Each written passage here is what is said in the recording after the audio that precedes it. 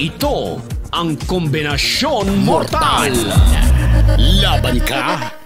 Si Junko Furuta ay isang Japanese high school student na dinukot, pinagsamantalahan, pinahirapan at pagkatapos ay tinodas. Ngunit ang higit na mas nakagigimbal ay nang matapos tudasin ay isinilid pa ang kanyang mga labi sa loob ng konkretong drum. Nagawa mismo ng 4 na binatilyong sina Hiroshi Miyano, Joe Ogura, Senji Minato at Yasushi Watanabe. Ang nasabing krimen ay inilarawan bilang isa sa pinakamasamang kaso ng juvenile delinquency sa post-war ng bansang Japan, kung saan ang mga salarin ay sinintensyahan ng 20 taong pagkakakulong. Si Junko ay pinanganak noong ika-18 ng Enero taong 1971 sa Misato, Saitama, Japan at nakatira kasama ng kanyang mga magulang at mga kapatid.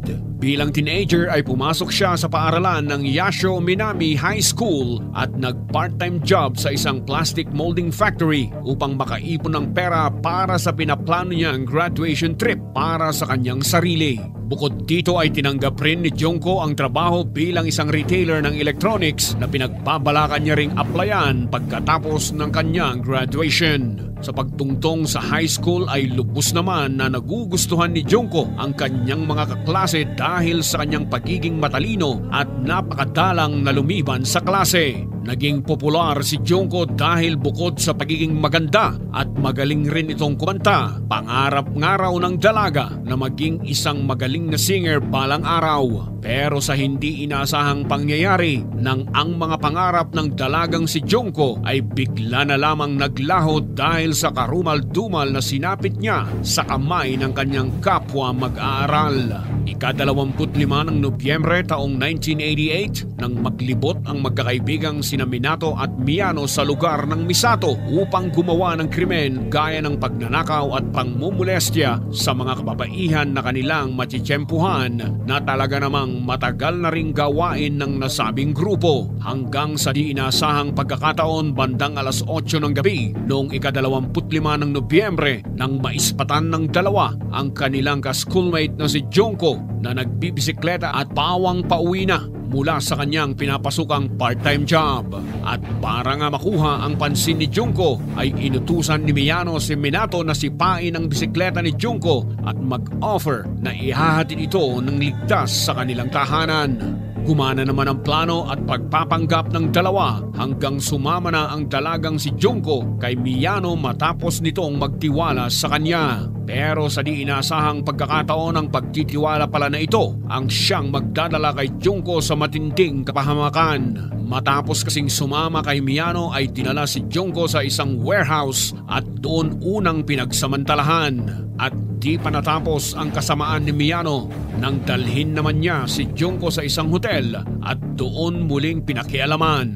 Ayon sa isang report, sinasabing mula sa hotel ay tinawagan ni Miyano sina Minato, Ogura at Watanabe at ipinagmalaki sa kanyang mga kaibigan ang panggagahasa sa dalagang si Junko. Samantala hiniling naman ni Ogura kay Miyano na huwag munang pakawalan si Junko upang mas marami pa umanong tao ang magkaroon ng sexual na pang-aabuso sa kanya. Bandang alas 3 naman ng madaling araw nang dinala ni Miyano si Junko sa isang kalapit na parke kung saan naghihintay sina Minato, Ogura at Watanabe. Kanila ring napag-alaman ang address ni Junko matapos mabasa ang notebook nito na nasa loob ng kanyang backpack. Dahil dito ay tinakot naman siya ng grupo na kung hindi siya sumunod at tatangkaing tumakas ay ipapapatay umano nila ang pamilya ni Junko sa mga grupo ng Yakuza. Matapos nito ay kanilang dinala si Junko sa distrito ng Ayase at doong halinhinang hinalay ng grupo. Ang nasabing bahay ay pag-aari pa umano ng mga magulang ni Minato na naging regular na rin nilang tambayan ng grupo.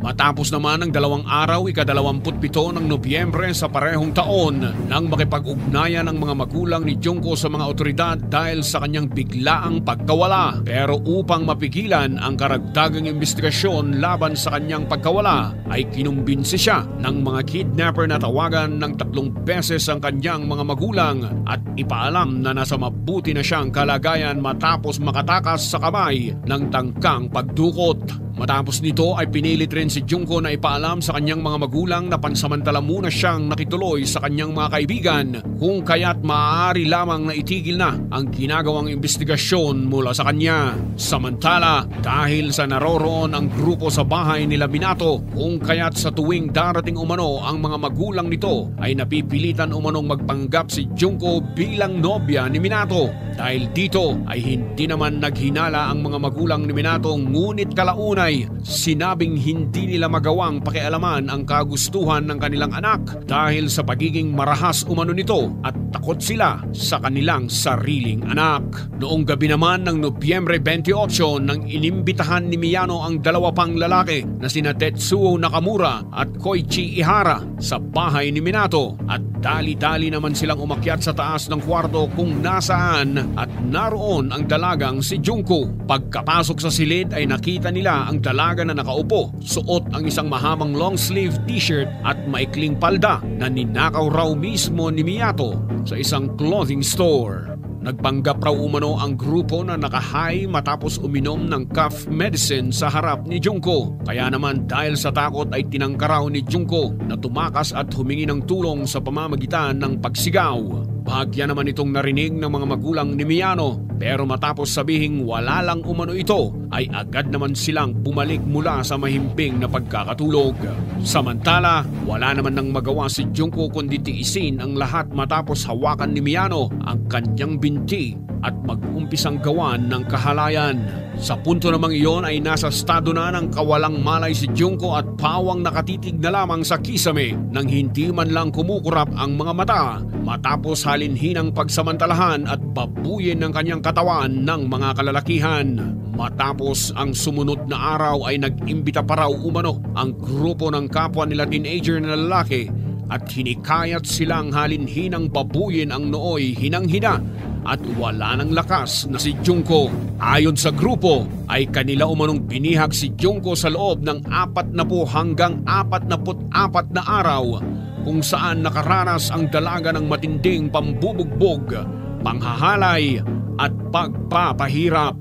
Kanila rin umanong inahit ang buhok sa maselang bahagi ni Junko at pinilit siyang pinasasayaw sa saliw ng musika na nakahubot-hubad. Dahil dito ay nagawa rin daw umano ng grupo na gumawa ng pantasya sa harap ng sumasayaw na si Junko habang inaabot ang rurok ng kanilang kaligayahan.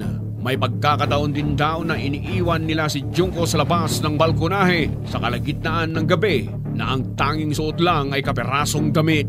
Kanila rin daw umanong pinakikialaman ang maselang bahagi ni Junko maging ang anos nito sa pamamagitan ng pagpasok ng kung ano-anong bagay gaya ng nakasinding posporo, metal gaya ng brass at gayon din ng isang bote. May pagkakataon rin daw na pinipilit nila si Junko na uminom ng sandamakmak na alak, tubig at gatas at sa pilitan ring pinahihit-hit ng maraming sigarilyo ng sabay-sabay at maging ng thinner. Sa isang insidente naman ay paulit-ulit umanong sinusunog ni Miyano ang mga binti at hita ni Junko gamit ang isang lighter at dahil sa matinding tinamong injury at mga pasa sa iba't ibang bahagi ng kanyang katawan, partikular sa binti at hita, kung kaya't hirap at halos hindi na raw makapunta sa banyo si Junko at nanatili na lamang sa sahig sa loob ng silid ni Minato. Sa pagtatapos naman ng buwan ng Disyembre ay bahagya namang bumagsak ang katawan ni Junko at maging malnourished matapos bigyan ng kakaunting pagkain at halos gatas lamang ang ibinibigay sa kanya. Kaya naman bukod sa kirot at hapdi na nararamdaman ay pagkalamtin ng sikmura ang nararamdaman ni Junko na nagresulta ng unti-unti niyang panghihina. Samantala, dahil sa mga tinamong matinding kalupitan ay nagkaroon naman ng matinding pamamaga sa mukha ni Junko at halos hindi na rin ito makilala. Ang kanyang katawan naman ay nagkapilay-pilay at naglalabas umano ng mabahong amoy na maihahalin tulad daw sa isang nabubulok na itlog. Kaya naman dahil dito ay nawalan raw ng interes ang mga kalalakihan sa kanya at muling nandukot ng isang 19 anyos na babae na kanila ring pinagsamantalahan. Ika-4 naman ng Enero taong 1989 nang mapagbuntungan ni Miyano si Junko ng kanyang galit matapos matalo sa isang madjongan. Una raw umano niyang binuhusan ng gas si Junko at akmang susunugin. Walang awa rin daw niyang pinagsusuntok ang dalaga na parang isang punching bag. Matapos nito ay kanya umanong pinatuluan ang mukha ni Junko ng mainit na wax at naglagay ng maiikling kandila sa kanyang mga talukap. Di pa natapos ang pagpapahirap sa dalaga nang pilitin umano niya si Junko na inumin ng kanyang sariling ihi at walang habas na pinagsisipa hanggang sa siya ay mag-collapse at mahulog sa isang stereotype unit sa sobrang sakit. Dahil sa mga tinamong sugat mula sa iba't ibang bahagi ng kanyang katawan ay nagresulta ito ng matinding impeksyon at pagnanana. Patuloy naman ang ginawang pananakit sa kanya ng nooy 4 na kalalakihan na nagawa pang hulugan ang kanyang tiyan ng exercise ball. Sinasabing tumagal raw umano ng 2 oras ang pagpapahirap at pananakit nila kay Junko bago ito binawian ng buhay. Samantala, makalipas naman ng 24 oras matapos kumpirmahin na wala na talaga ang dalaga, ay kanila na itong binalot ng kumot at isinilid sa isang travel bag. At para malinis na mailigpit si Junko, ay kanila itong inilagay sa isang drum at saka binuhusan ng simento. Alas 8 naman ng gabi matapos matuyo ang simento, ay kanila itong itinapon sa lugar ng Koto, Tokyo. Samantala, mula sa kanyang pagkakabihag ay paulit-ulit umunong binabanggit ni Junko na nagsisisi siya matapos hindi mapanood ang huling episode ng Tonbo na nangangahulugang Dragonfly na kanyang paboritong palabas. Kaya naman nang matagpuan ni Miyano ang videotape sa backpack ni Junko ay kanila rin itong isinama sa hukay ng dalaga. Ngunit hindi dahil sa naawa siya rito, kundi dahil sa ayaw niyang bumalik si Junko at multuhin siya nito. Ika-23 naman ng Enero taong 1989 nang arestuhin sina Miyano at Ogura matapos ang panggagang rape sa 19 na taong gulang na babae na kanilang dinukot noon lang Disyembre matapos pagsawaan ang nooy nangangamoy ng si Junko. Samantala sa panahon naman ng interogasyon ay inakala naman ni Miyano na kumanta na ang kanyang kaibigang si Ogura sa mga pulis tungkol sa pagpaslang nila sa dalagang si Junko, kaya dahil sa takot ay kanya na ring nabanggit pati lokasyon ng pinagtapunan nila sa dalaga at dito nga ay pinagtagpi-tagpi ng mga pulis ang mga pangyayari at sinisi pa ang grupo sa ilan pang kababaihang nawawala na magpahanggang ngayon ay nananatili pa ring hindi nalulutas. Kinabukasan ay kaagad namang pinuntahan ng mga otoridad ang pinagtapunan kay Junko at kanila na itong kinumpirma sa pamamagitan ng mga fingerprints nito. Nahatulan namang guilty ang 4 at binigyan ng 17 taong pagkakakulong si Miyano na itinuturong leader ng 3 at may pakanas sa mga walang hapas na panggagahasa at pandurukot. Inapil naman ito ng binata pero imbes na mabawasan ay dinagdagan pa ito ng Tokyo High Court at ginawang 20 taon na siya namang ikalawang pinakamatagal na sintensya na ipinataw sa mga bilanggo ng Japan kasunod sa habang buhay na pagkakakulong. Habang ang 3 namang sina Watanabe, Ogura at Minato ay nahatulan mula 3 hanggang 8 taon.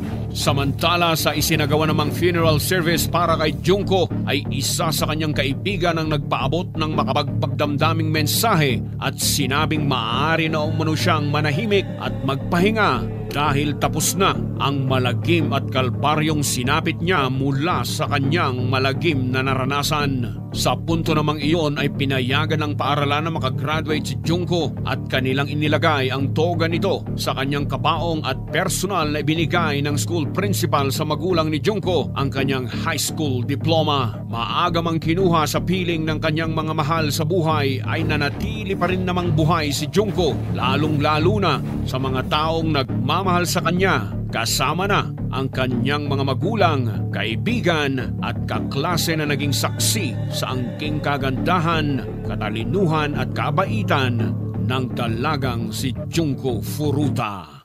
Para maging updated sa ating mga uploaded videos, ay siguraduhin nakasubscribe ka na sa ating channel at na-click ang bell icon. Maraming salamat sa inyong lahat!